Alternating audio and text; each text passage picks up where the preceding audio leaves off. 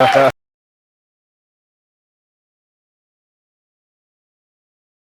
everybody. My name is George Skandalos. I'm the chef owner of Sangria and Maialina here in Moscow, Idaho. We're two local food restaurants. So I'm going to tell you a little bit about our story, about how we came to do local foods. And basically, we hope that this story helps to inspire other chefs, as well as small-scale farmers to try to replicate what we have done pretty successfully here in Moscow, Idaho. So when we first opened our first restaurant, which was Sangria back in 2004, we didn't really work with any small local farmers. And part of it was that we were so overwhelmed opening a small restaurant that we didn't really know how to go about even working with local farmers. In 2009, my business partner started dating a student at WSU at the organic farming program that had a winter's greens project. And he tried to do this project where he grew greens in a hoop house over the winter to see if it would work. And lo and behold, it worked. And then he had a lot of winter greens and he was trying to figure out what to do with them. And so that's when Carly approached me, my business partner. And by the way, all the slides here are just going to be super random, so don't think that there's anything that has to do with my story with these slides. These are just pictures of the restaurant, because you're going to be really confused if you're trying to match these. But these are pictures basically of our travels and the things that we've done with local farmers and our chefs and trying to educate them about procuring local vegetables and working with local farmers in our region. Anyhow, back to my story. So we have all these winter greens all of a sudden that were grown organically at the WSU Organic Farm. And so Carly comes to me and she says, hey, so we have all these beautiful organic greens and he has nothing, he doesn't have an outlet for them. What do you think about us trying to utilize them in the restaurant? I was like, okay, how do we go about that though? We have a pretty set menu, we do Peruvian food. She's like, well, why don't we use them in steak sides? And I was like, oh, that's a good idea. So we can take kale and saute it instead of doing the typical green beans that we were doing year round. You know, whether it was the middle of summer or the middle of winter, we always had fresh green beans. And it didn't matter where they came from, but that was an easy steak side. It was easy to teach our cooks how to use them. So we embarked on this project of, okay, let's try it. And it worked out pretty well. And so then he had some other greens that came up. And so as chefs, we had to get better about using whatever was coming available and trying to get inventive to try to incorporate it into our menu.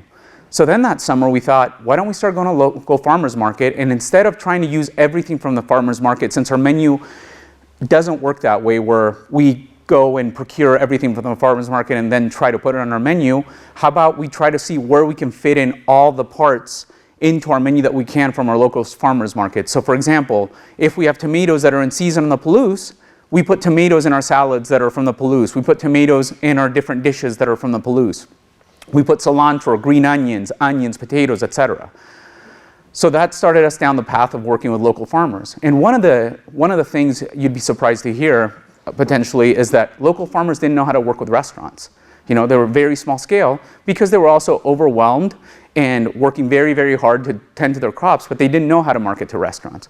So then we had to focus on, and when I say we, I mean Carly primarily, because this is who did the majority of the work up front. I'm basically the converted, way more so than Carly, but you know what they say, you know, the converted tend to be the ones that proselytize the most. So that's why I'm up here today. So then Carly sat down with the farmers to try to find out what was some of their hesitation about selling to restaurants. And we found out that a lot of times their concern was that, hey, what if restaurants come in at the beginning of the day and they scoop up all our best stuff, but want wholesale prices. And already as it is, small scale farming, they struggle to even be able to sell at the retail prices that they're selling, let alone trying to give a wholesale break to restaurants.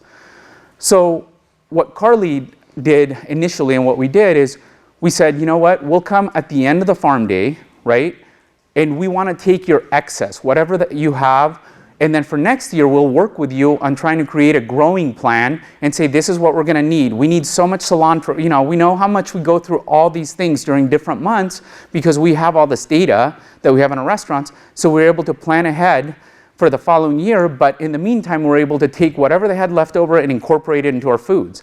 And the way we went about it is, you know, being conscientious to not go in there in a predatory manner and say, hey, you know what, I know you're just going to compost it, so I expect this price. It's like, the way we try to look at it is being good stewards of our community and knowing that if we can help these farmers grow, hopefully these farmers in turn will be able to either mechanize or get more efficient or have better methods of producing these products that in turn they can sell for a better price to our community overall, so everybody eats healthier, everybody can eat local foods, and our local food system grows. So we were able to work with the local farmers. It was one of those things that, it kind of grew organically, and over the course of the years, I think last year we spent $100,000 between both our restaurants on local vegetables, greens, eggs, and pork, which was pretty substantial for us. I think that our spending now is, just from informally, because we're friends with other people in the restaurant industry, I think that we buy more, thank you. We buy more local foods. Oh, you're clapping because I'm out of here. Okay, thank you so much. Take care. Bye, thank you.